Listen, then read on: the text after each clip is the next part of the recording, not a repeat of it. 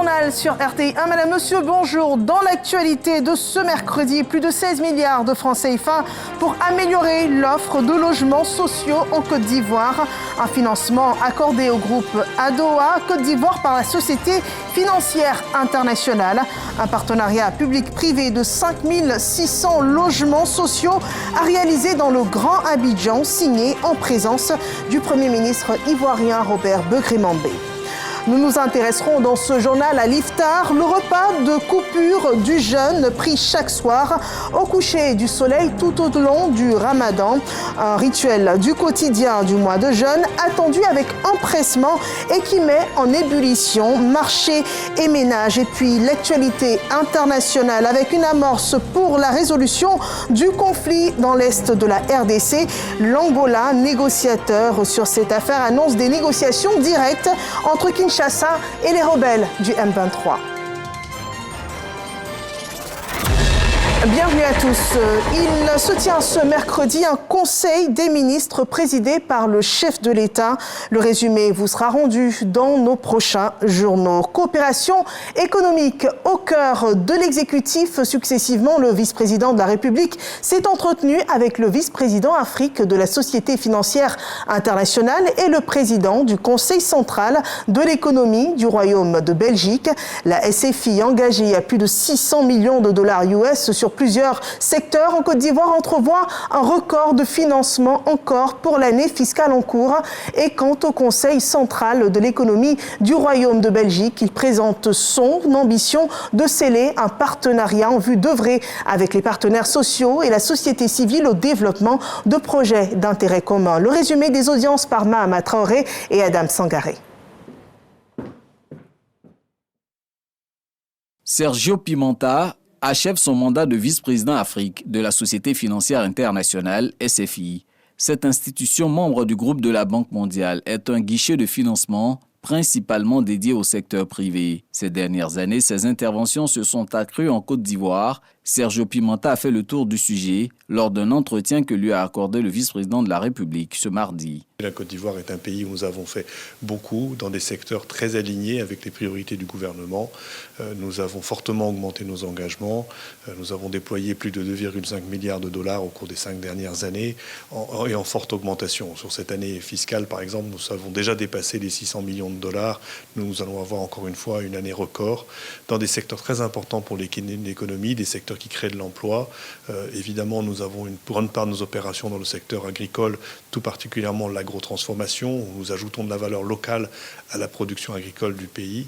Nous avons également de nombreuses interventions au secteur de l'énergie. Nous avons une très bonne conversation sur non seulement ce que nous avons fait, mais ce que nous allons faire, notamment dans le cadre du nouveau plan national de développement qui est en cours d'élaboration. À la suite de la délégation de la SFI, Timo Komeïliekone a reçu le président du Conseil central de l'économie de Belgique.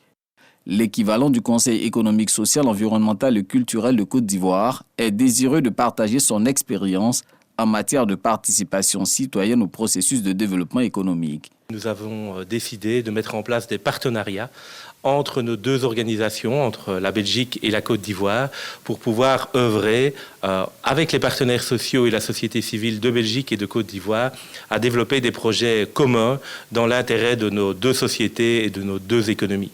Il est vrai que la Belgique est un partenaire important de la Côte d'Ivoire en termes économiques, mais là nous voulons essayer de développer des projets dans le cadre de la société civile et des partenaires sociaux dans l'intérêt des deux sociétés et des deux économies. Institué en 1948, le Conseil central de l'économie de Belgique est un organe consultatif chargé d'émettre des avis et des propositions concernant les problèmes relatifs à l'économie belge. Les partenariats économiques qui permettent de renforcer les offres sociales au profit des Ivoiriens. Et sur le marché de l'immobilier, les Ivoiriens auront de plus en plus d'offres de logements accessibles. L'un des partenaires du vaste programme présidentiel de logements sociaux vient de se voir accorder un investissement de plus de 16 milliards de francs CFA. Un partenariat public-privé signé entre la SFI et le groupe ADOA en présence du chef du gouvernement ivoirien. Le compte-rendu de Marie-Chantal Akandan et Adama Kéré. La Côte d'Ivoire franchit une étape décisive dans sa politique de logement social. Grâce à un prêt de 27 millions de dollars, plus de 16 milliards de francs CFA, accordé par la Société financière internationale IFC. Le groupe Adowa Côte d'Ivoire va bâtir ainsi 5600 logements sociaux et économiques dans le Grand Abidjan. La signature des actes s'est déroulée en présence du chef du gouvernement. Ce partenariat vise à renforcer l'ensemble de la chaîne de valeur du logement en Afrique. C'est aussi un excellent exemple de la manière dont les entreprises marocaines, comme Adowa, exploitent leur avantage concurrentiel pour stimuler le développement et la croissance économique du continent africain. La SFI reste engagée à renforcer ce partenariat et ce partenariat avec la Côte d'Ivoire pour améliorer l'accès au logement pour les ménages à faibles et moyens revenus.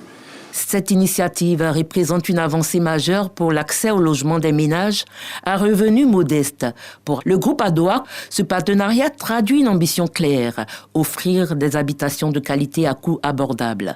La Côte d'Ivoire, un pays avec lequel le Maroc a toujours été lié par des relations de fraternité, et ce dans tous les domaines. Une coopération portée par deux grands leaders, Sa Majesté le roi Mohamed VI et le président Alassane Ouattara. Pour notre part, nous avons adopté un modèle de coopération qui repose sur les valeurs de la solidarité, de la complémentarité et de l'ambition commune pour l'émergence du continent africain. Notre ambition est résolument d'accélérer le rythme de réalisation de nos programmes immobiliers et de permettre à chaque Ivoirien, dans chaque localité d'Abidjan, de trouver rapidement la résidence qui répond à ses besoins.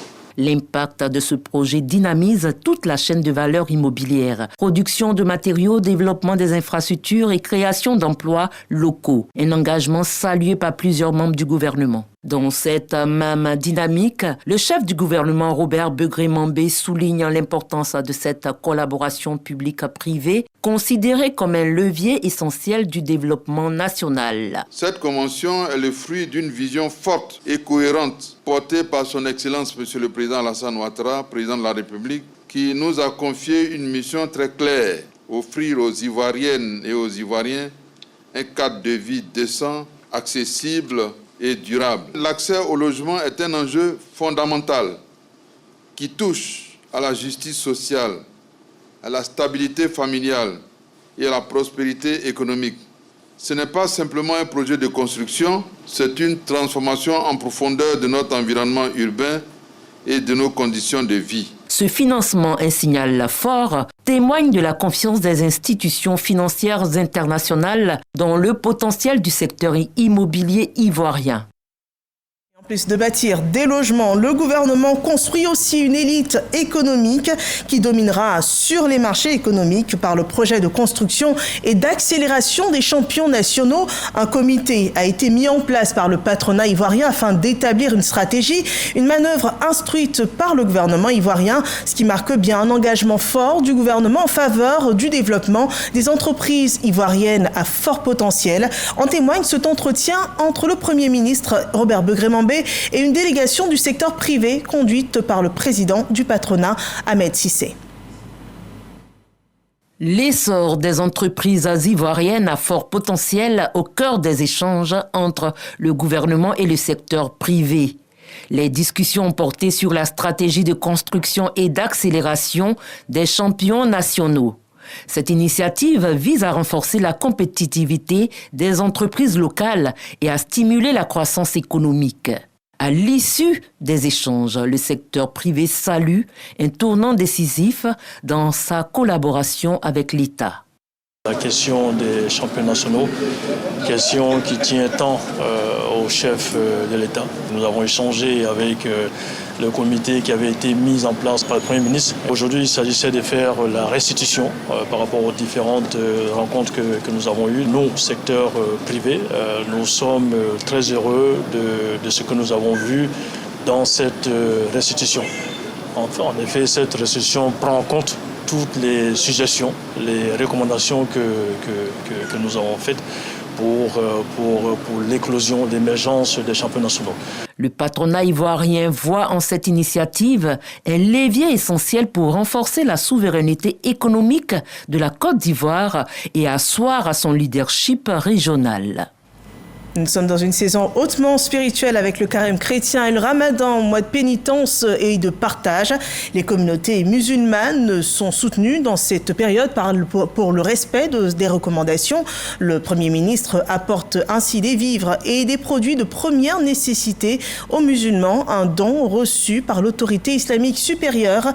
Le COSIM, Abdoulaye Koné et Adama Kéré nous font le point. Dans un geste de solidarité et de soutien, la communauté musulmane, à l'occasion du mois sacré de Ramadan, le Premier ministre a effectué un don généreux de 10 tonnes et demie de vivres, plus 5 millions de francs CFA, destiné à alléger les conditions de vie des musulmans durant cette période de jeûne. Coïncidence pour coïncidence, cette année, les jeunes musulmans et en même temps avec les jeunes chrétiens, nous sommes là pour partager avec vous ce moment. Alors, ce sont des dons en vivres et en produits de première nécessité. Cela pour faire comprendre que pour les plus démunis, le Premier ministre pense à eux, afin que leurs jeux se fassent dans la dignité. Éminence Cheikh Ould Naïma, le Premier ministre Méchade vous dit qu'il veut vraiment compter sur vos prières. Il écoute souvent vos enseignements. Il sait que vous êtes un homme de paix. Et nous voulons nous abreuver à cette source. Un acte de solidarité qui va au-delà du don matériel, dira le premier responsable du COSIM. Notre frère Mambé Begré n'a pas attendu d'être Premier ministre pour être proche des populations, des guides religieux et particulièrement des imams. Bien avant d'être Premier ministre, il a toujours été avec nous. Non seulement pour le Ramadan, mais pour beaucoup d'autres activités, notamment le Hajj. Et depuis qu'il est Premier ministre, cette proximité s'est accentuée. Nous voudrons vous demander de lui dire merci et le rassurer que nos ferventes prières l'accompagnent. Que Dieu, le miséricordieux, lui donne longue vie et bonne santé. Je vous le disais tout à l'heure, nous suivons ces mouvements, nous savons qu'il est sur pied à des heures incroyables, sur tous les chantiers. C'est seulement dans la santé qu'on peut faire tous ces mouvements, que Dieu lui donne une santé de fer et longue vie et beaucoup de réussite. Le don du Premier ministre incarne l'engagement du gouvernement pour une société plus unie, solidaire et respectueuse des différentes croyances et traditions religieuses. Le Ramadan, 30 jours d'expression de foi profonde. Le musulman, dans sa pratique, renforce ainsi sa proximité avec Dieu et son importance s'illustre également dans le rite de rupture du jeûne au coucher du soleil. Mais avant ce repas traditionnel du ftour, les marchés s'animent et dans les foyers, les femmes sont affairées à la cuisine pour sortir les premiers mets de rupture à l'heure de la prière de Maghrib. Aminata Sanogo et Ahmed Traoré nous racontent. Dattes, sucre, lait, farine, viande, poisson, légumes, beignets exposés à l'appel des clients. Ces étals sont pris d'assaut par les fidèles musulmans pour la préparation du repas de la rupture ou l'iftar. Nous sommes au marché d'Adjamé Forum. Il est 10 heures passées. Chaque femme s'organise en fonction de son budget et de ses habitudes. Aujourd'hui matin, j'ai prévu de faire le marché avec ma maman. J'ai prévu pour ce soir le poisson grillé avec de la loco, avec quelques jus frais. Ce soir, je vais faire un peu de thon et puis de la sauce feuille parce que c'est léger. Voilà. On passe toute la journée sans manger. Et quand on doit manger quelque chose, il faut un peu faire attention. de ne pas se créer des problèmes de santé. Il faut que tout soit prêt avant l'appel à la prière. Dès que je rentre net, on commence à préparer. Jusqu'à 17h, 17h et quelques, c'est déjà prêt. Le repas du soir varie selon les familles. Certains plats reviennent souvent. La bouillie ouvre l'appétit. Il y a une nourriture obligatoire, c'est la bouillie de mil et les beignets de mil. Le ramadan n'est pas seulement une affaire de famille. Le partage est au cœur de cet instant. Il est courant de le faire avec des voisins, des amis, voire des inconnus. Moi, je suis dans une grande coupe, donc je passe mes enfants, mais je donne aussi à tout le monde chez moi. Je viens acheter des cartons et amalo pour la famille. On donne les mosquées aussi, on dans le quartier, et la famille dans le coup aussi. Après une journée de privation, l'iftar est une véritable célébration de la solidarité. Les gens de toutes conditions sociales se retrouvent ensemble pour partager un repas, parfois modeste, mais toujours symbolique d'un esprit d'unité et de générosité. Nous sommes chez les Koulibaly, au quartier Oufouikro à Cocody. Le plateau est dressé. Chacun prend une date et un verre d'eau avant de commencer le repas. Les discussions sont calmes. Le repas se déroule dans la sérénité. Après la longue prière, nous avons prévu haricot à la viande fraîche, de la salade à couper. On sent des boudins sur les oranges, et puis des salades avec gingembre.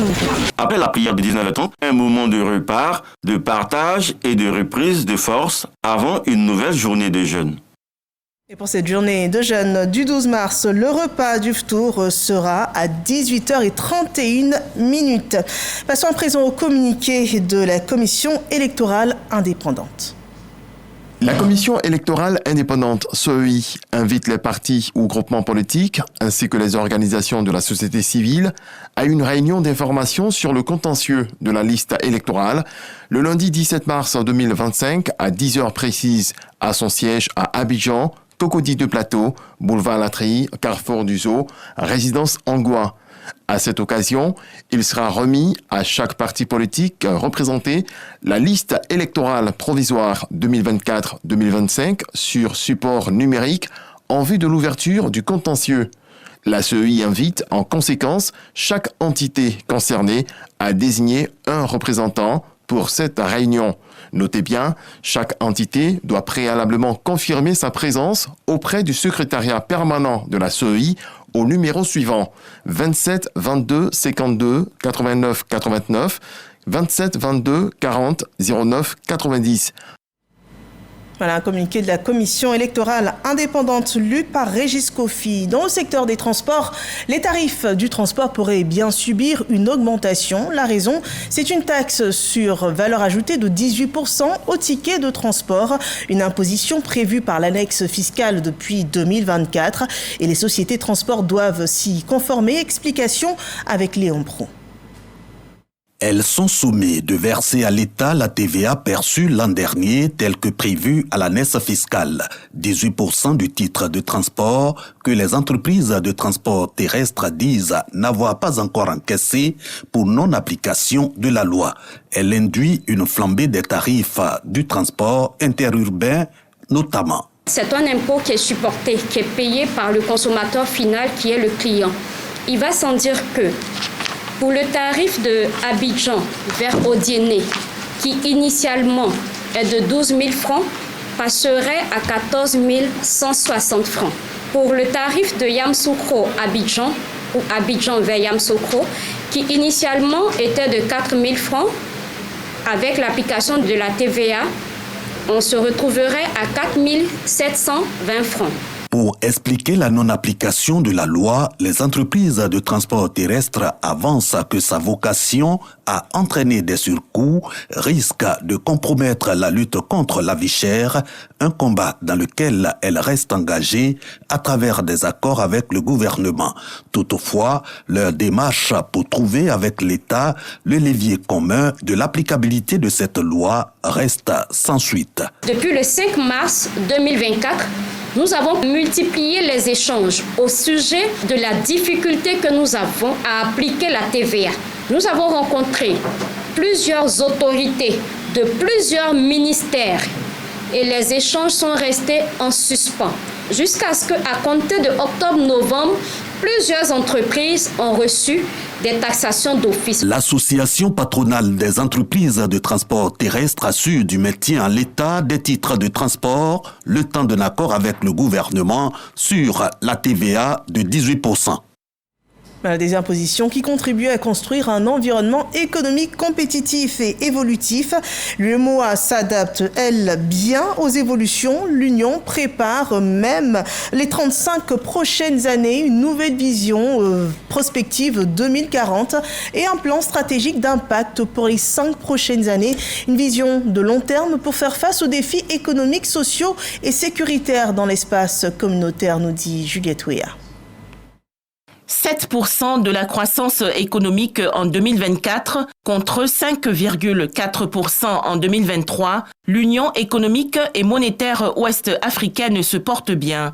30 ans après sa création en 1994, l'UEMOA se projette vers l'avenir à travers une étude intitulée « Vision prospective 2040 ». Le document contenant des orientations et un plan stratégique pour la période 2025-2030 est présenté et expliqué aux 8 nations membres. Ce document a été préparé et il est important qu'on en fasse une vulgarisation, traduire cette vision dans des axes prioritaires opérationnels sur les différents secteurs, secteur agricole, secteur industriel, secteur énergétique, secteur du numérique, secteur minier. La Côte d'Ivoire, puissance économique contribuant à 40% du produit intérieur brut de l'UEMOA, encourage la mise en œuvre de cette vision prospective. Il reste juste à s'assurer que dans l'alignement des politiques, nous avons des politiques qui, lorsque nous les mettons en œuvre au niveau local ou au niveau central en Côte d'Ivoire, ces politiques-là ont des effets d'entraînement et des effets retentissants sur tout ce qui est mis en œuvre dans les autres pays. Donc c'est cette coordination que le ministère de l'économie, du plan et du développement travaille en étroite collaboration avec l'UEMOA. 4 pays de l'UEMOA, dont la Côte d'Ivoire, ont accueilli cette rencontre de vulgarisation de la vision prospective 2040 et du plan stratégique 2025-2030. Prochaine étape, le Mali, le Sénégal, la Guinée-Bissau et le Niger, du 13 au 31 mars 2025. Et en Côte d'Ivoire, le secteur minier est en pleine expansion et se mue même en pilier important du développement durable du pays. Et pour plus d'efficacité, l'administration minière travaille à harmoniser ses pratiques. Retour sur un atelier stratégique tenu à Yamoussoukro dans ce compte-rendu de Kader Sogodogo. Le secteur minier ivoirien depuis quelques années multiplie les réformes pour être performant. Bonne gouvernance, modernisation et formation intègrent depuis lors le dispositif de fonctionnement. Réunie à Yamoussoukro, l'administration minière évalue l'exercice 2024. Contrôle plus rigoureux, révision du cadre législatif pour une croissance accrue, la transparence des transactions, la création de plateformes numériques sont à noter. Des enjeux nouveaux se présentent. Exploitation illégale, amélioration de la chaîne de valeur minière, de l'extraction à la commercialisation. On a annoncé 2 grandes découvertes de classe mondiale. La mine de Koné et la mine de Iguela à Tanda. Et nous projetons plus que ça parce qu'il y a de nouvelles mines qui vont rentrer en production au cours de l'année 2025 et 2026. La vision de Monsieur le ministre est d'accélérer les réformes structurantes dans le secteur extractif avec un accent particulier sur la transformation de nos matières premières et le développement du contenu rural. En 2024, le groupement des miniers ivoiriens revendiquait une contribution de 4,5% au produit intérieur brut PIB. Toujours en 2024, le pays a attiré 122 millions de dollars d'investissement dans l'exploration minière. Et c'est reparti pour de nouvelles journées autour de la francophonie. Elles se tiennent jusqu'au 4 avril prochain en Côte d'Ivoire autour de l'éducation et de l'action. Cette édition est centrée sur la formation et l'employabilité des jeunes. Karamel Dia et Aziz Ganiou nous en disent davantage. La francophonie à l'honneur. Chaque 20 mars, le monde entier célèbre la journée de la francophonie.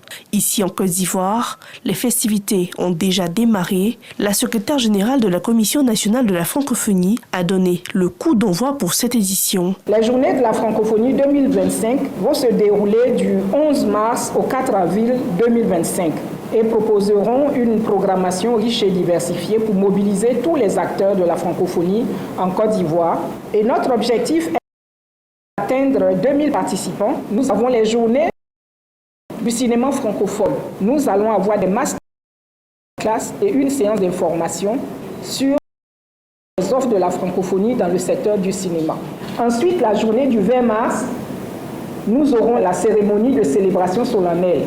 Pour 2025, place aux innovations, de nouvelles actions marqueront ces journées. La francophonie encourage ainsi chaque citoyen à apprendre pour mieux agir et bâtir un avenir commun plus solidaire, durable et inclusif. Cette année, la caravane de la francophonie sillonnera plusieurs villes. Selon le représentant de l'ambassade de France, elle sera à Abengourou, San Pedro, Korogo et Abidjan. Un seul objectif, promouvoir une francophonie plus ouverte. Dans la filière pêche, le Gbeke compte bien détenir une part importante et qui compte sur le marché. Une ambition qui implique une grande structuration et dans ce cadre, donc, sont installées des unions régionales des acteurs à travers le pays. Des unions qui ont pour mission d'accompagner donc la structuration de la pêche continentale. Le compte-rendu de Davis Oyo. La production nationale en ressources halieutiques est passée de 74 800 tonnes en 2014 à 81 239 en 2023, selon la direction de la pêche. 81% de cette production nationale est dominée par la pêche artisanale. Pour moderniser le secteur et augmenter la production, la direction des organisations professionnelles et de l'appui au financement d'OPAF, du ministère des Ressources animales et halieutiques, en collaboration avec l'organisation professionnels de la filière pêche en Côte d'Ivoire sont en mission dans plusieurs régions du pays, notamment le Gbeke, la Nawa, la Marawi et le Haut-Sassandra. Ce jour, la DOPAF procède à l'installation des présidents des unions régionales, des associations et coopératives de pêcheurs de ces régions. Monsieur le ministre, il n'a qu'à nous aider comment on peut trouver les filets pour faire les changements de travaux. D'abord ici, on n'est pas des sans-fraude. On a besoin de ça aussi. Ces actions de la DOPAF s'inscrivent dans le cadre de la mission d'accompagnement à la structuration de la pêche continentale. Nous allons attaquer les autres zones de pêche, notamment la zone lagunaire, la zone maritime, pour qu'ils se mettent également aussi en union et créer des fédérations qui seront fortes. Outre l'installation des présidents régionaux, s'ajoute la campagne de sensibilisation aux acteurs de la filière pêche sur le repos biologique initiée par le ministère des Ressources animales et halieutiques. Ces porte-voix des marailleurs, marailleuses et pêcheurs nouvellement investis se sont engagés à faire respecter cette mesure du gouvernement. Nous partons à présent dans la région de Lifou, dans le département de Ouélé, ou dans le village de Kwakou-Sekro, où une tornade a détruit maisons et plantations. Les populations de Kwakou-Sekro attendent l'aide du gouvernement et de bonne volonté, suivant ce constat de Soro Corona. Les toits du village de Kwakou-Sekro, dans le département de Ouélé, sont en réhabilitation. Cette réfection d'une cinquantaine de toitures est le résultat du passage d'une violente tornade suivie de fortes pluies, le mercredi 6 mars dernier aux environs de 18 h. Depuis que moi je suis né là, je n'ai jamais vu ce vent-là. Hier soir, on a mis la nourriture au feu, on voulait piler. Voilà un vent. On ne pouvait pas se cacher dans les maisons parce que tous les toits là sont enlevés. Kwame Eliane, commerçante à Kwakou-Sekro, a sa boutique décoiffée par la tornade. Elle est obligée d'arrêter son activité. Je n'ai pas pu travailler à cause du vent. Tout d'un coup, le vent a commencé à souffler et ça a causé tous ces dégâts-là. Une grosse perte pour moi. Maison décoiffée et détruite, clôture cassée, arbres déracinés, tôles encore accrochés dans les arbres ou hors de vue. C'est le triste décor laissé par le passage de ce violent vent. C'est ce matin-là, pour problème de dortoir, qu'on a allé chercher les mesures pour venir réparer ces maisons pour qu'on puisse dormir. Le centre de santé du village a aussi essuyé les dommages de la tornade. L'eau et l'électricité sont interrompues. Il n'y a pas l'eau. C'est très difficile pour nous en ce moment. Quand il y a les accouchements, il faut dire que nous sommes obligés d'aller partout pour avoir même de l'eau pour vraiment travailler. C'est difficile. Il n'y a pas de lumière. La nuit, on est obligé de travailler avec les torches. Kofi, lui, planteur. C'est avec amertume qu'il constate la destruction de la moitié de sa plantation d'EVA par ce vent d'une extrême violence. Il vient à peine de débuter la saignée. Après plusieurs années de labeur, où maintenant on doit bénéficier, voilà, c'est un clic, le vent vient tout détruit. Environ 45 hectares. Les plus nantis des habitants procèdent à la réhabilitation des maisons détruites. Et les autres sont accueillis chez les parents. Les habitants de ce village ont eu ce quoi, leurs voisins, on s'est aidés, On s'est regroupé des maisons qui n'ont pas été décoiffées. C'est comme ça qu'on a passé la nuit. Kwakusekro n'est pas le seul village du département du Woulé à être secoué par cette tornade. À présent, l'actualité internationale avec des initiatives pour la résolution de conflits. D'abord en RDC, où l'Angola annonce des négociations directes entre Kinshasa et les rebelles du M23. Le président Tshisekedi avait jusqu'ici toujours refusé de discuter avec le mouvement du 23 mars, qu'il qualifie de groupe terroriste. Le groupe armé du M23 s'étant rendu maître de larges portions de territoire dans l'est de la RDC. La médiation angolaise annonce donc une première de négociations directes qui se tiendront à Luanda dans les prochains jours en vue de négocier une paix définitive. Le président Tshisekedi a lui réagi en s'exprimant sur les réseaux sociaux. Il dit prendre acte des initiatives annoncées par la présidence angolaise et attend de voir la mise en œuvre de cette démarche de médiation angolaise. Du côté de l'Europe, on a Kiev qui accepte la proposition américaine d'un cessez-le-feu immédiat de 30 jours. Ce serait une première aussi depuis le début de l'invasion russe, il y a plus de 3 ans. Les Américains ont annoncé la reprise immédiate aussi de leur aide militaire, un cessez-le-feu qui dépendrait maintenant du président russe Vladimir Poutine. La Russie n'a pas encore fait part de ses intentions et a encore bombardé l'Ukraine cette nuit. 4 personnes ont été tués dans une attaque russe dans le port d'Odessa la nuit dernière, selon les autorités ukrainiennes. Et c'est le dernier point de ce journal. Merci de nous avoir suivis. La suite de l'actualité sur RTI 1 à 15h, 18h pour le Flash et 20h le Grand Prime de l'information de notre chaîne. Merci de nous avoir suivis. Je vous retrouve demain pour d'autres informations d'ici et du monde. Bon après-midi.